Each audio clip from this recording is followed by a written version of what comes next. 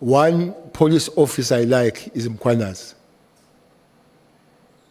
Not because he's Mkhwanazi, not because he's beautiful or what, no. Because he knows his work. But Mkhwanazi is a human being like me and you. He's got his faults. I think one problem that has happened about Mkhwanazi is the South African society that have sang him hallelujah. And as a human being, you would love to float in the clouds of popularity. And out of that, you begin to make mistakes. I've said to you, some of the things, Mkhwanazi is a tough nut as a human being because that's how we train. I've sat down with him. Mkhwanazi had said to me, I'm sorry, Minister. I don't think that many people can find that from Mkhwanazi. But that does not make him a holy person. And I believe that the mistakes he made are genuine mistakes. What do you want me to say about him, to do to him, I would not. I believe. I have not seen him. I am planning to see him. But as I'm sitting here, I believe that he made a genuine mistake. And then if you make a mistake, and I believe it's a mistake, yes, you need to be pardoned. But I have not arrived there. But I have arrived in the understanding that he made a genuine mistake. I hope it's not philosophical. No, it's not. It's not, Minister. It's just that I suppose operating in the environment that you do as police, there's added responsibility, on some of these things which are then made public. But thank you very much, Minister. Let's talk about Cato Manor for a moment. You know them all very well. The still surviving members, because some have died, of the Cato Manor crew. We heard in the Zondo Commission that there was a meeting between the then minister and the then acting National Police Commissioner, and they took the decision to make the arrest as public and humiliating as they could, because they believed the Sunday Times story. Of course, history has shown that those people who lost their salaries, their jobs, their lives, and were branded with the M for murderers on their foreheads, basically, were all innocent. They were cleared by the courts. And I was saddened when the Lieutenant General told us he didn't really recall much about it, because it was his decision to go ahead and join in that political decision to close the unit and arrest everyone. And in fact, the courts have just started paying them out because they're all suing the SAPs for many, many millions. I believe you might have handled it differently had you been in charge. Your thoughts, please.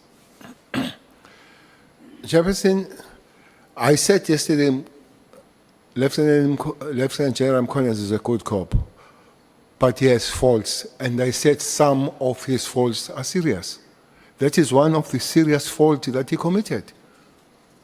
I don't care who says what, I'll go anywhere. That's my belief, and what I see, I see, that's the way I see that what happens.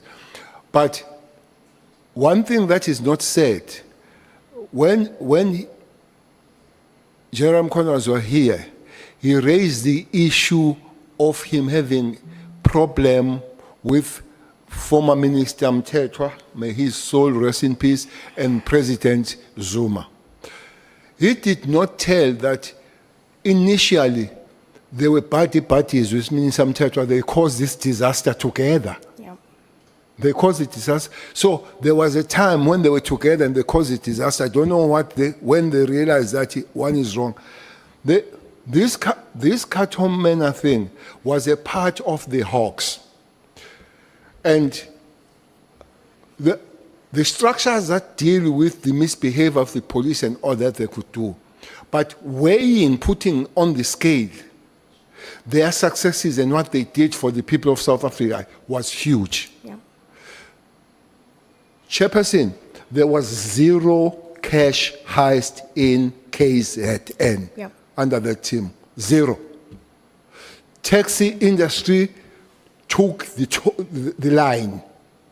Criminals, there was a situation that there was a saying that if you want to commit crime, get away out of that province and do it somewhere. There was a saying said, if Katomena wants you, wake up in the morning and go and knock the police station and say, I'm here. So how people, they look at it and all that, we can't debate that, but fighting crime, that's why even today, or even until I leave the organization, there's been a call to say, can they come back? I say they're dead. Some of them are destitute, some of them, well, are surviving. And I hate this thing. I hate this thing of people claiming the police for things that police must pay the money because they've done wrong to them. But I wouldn't mind if I know that South African Police Service must pay more than 100 million for all of them for the thing that for unlawful arrest and the harassment that happened to them when they send the trucks and literally take them like you are evicting a criminal, taking them and cramping them somewhere, putting all the, and that was under General Mkhwanazi and Minister Mthethwa. And the Minister Mthethwa went to a prosecutor asking that prosecutor to arrest them in June, was accompanied by the General Mkhwanazi to tell you, please make sure that they get arrested. And they got arrested. And today we are facing the unlawful arrest. When I said so, when you talk about Katomena, is one mistake that has happened in the history of police coming forward. And such a huge negative impact in crime fighting. With that team, for a very long life, they would be there. I was even prepared to be castigated by my organization because I attended their trials. I was castigated of supporting the rebels and all that. But I knew that those were good human beings doing the work to protect South Africans.